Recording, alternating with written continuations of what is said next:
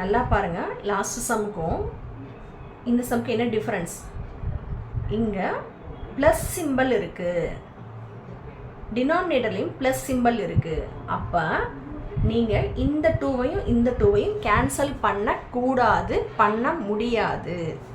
அப்போ எப்படி சால்வ் பண்ணணும்னா, இந்த 2 கியூபை எப்படி எழுதலாம்னா 2 × 2 × 2ன்னு எக்ஸ்பாண்ட் பண்ணணும். ப்ளஸ் 3 ஸ்கொயர்டை 3 × 3ன்னு எழுதணும்.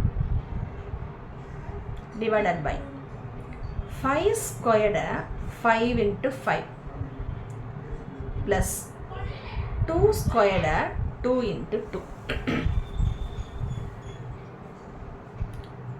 ஸோ என்ன பவர் இருந்துச்சோ அதுபடி அந்த பேஸை வந்து நான் எக்ஸ்பாண்ட் பண்ணியிருக்கேன்.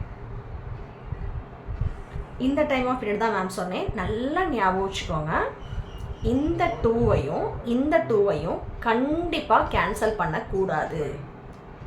ப்ரீவியஸ் சம்மில் இந்த இன்பிட்வீனில் ஆக்சுவலாக இது ஒரு டேர்ம், இது ஒரு டேர்ம், இது ஒரு டேர்ம், இது ஒரு டேர்ம்.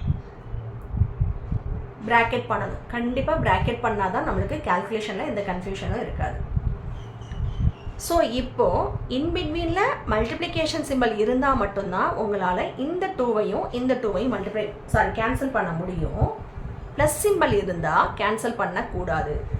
எதுக்காக இத்தனை தடவை திரும்ப திரும்ப ரிப்பீட்டாக நான் சொல்கிறேன்னா, நிறைய பேர் ஆக்சுவலாக இந்த இடத்துல தான் மிஸ்டேக் பண்ணுவாங்க.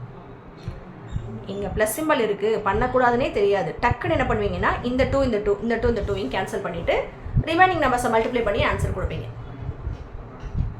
ஸோ சம்முக்கு நமக்கு ராங்கான ஆன்சர் கிடச்சிடும்.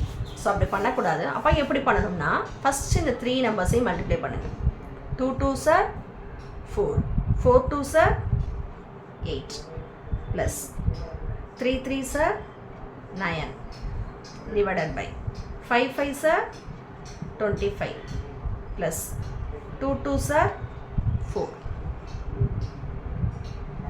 ஈக்குவல் டு, இப்போ நியூமரேட்டர் ரெண்டையும் என்ன பண்ணணும், ஆட் தான் பண்ணணும். அடிஷன் சைன் இருக்கனால நம்ம ஆட் தான் பண்ணணும். 8 + 9 17, 25 + 4 29. So the answer for this sum is